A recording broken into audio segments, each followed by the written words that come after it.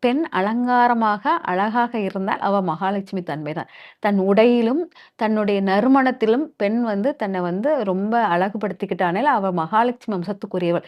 எனக்கு இந்த வயசாயிடுச்சு, அந்த வயசாயிடுச்சு அப்படிங்கிறது இல்லாமல், எந்த வயசானாலும், எப்படி இருந்தாலும் தன்னை ஒப்பனைகள் பண்ண தெரிந்தவர்கள் மகாலட்சுமி அம்சத்துக்குரியவர்கள். சுக்கிரனை ஆளத் தெரிந்தவர்கள்.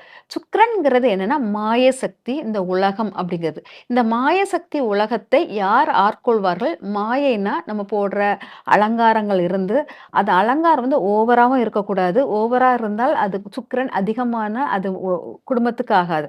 ஓரளவு மற்றவர்கள் நம்ம ரசிக்கும்படியான ஒரு அலங்காரம் எடுத்துக்கொண்டு, ஒரு உடைகளில் நறுமணமும், நல்ல உடைகள் போட்டு உடுத்துவது, தன்னை மணமாக ஆக்கிக் கொள்வது ஒரு பெண். அது அந்த வீட்டை ஆளும் பெண் நெறைய அம்சத்துடன் இருந்தால், எப்பொழுதும் சிரித்த முகத்துடன் வர்றவங்களை எல்லாம் இன்முகத்துடன் வரவைப்பதும், வந்தவங்களுக்கு உங்க கையால் தண்ணீர் குடுப்பதும், இது எல்லாமே மகாலட்சுமி அம்சத்துடக்குரியதாக இருக்கும்.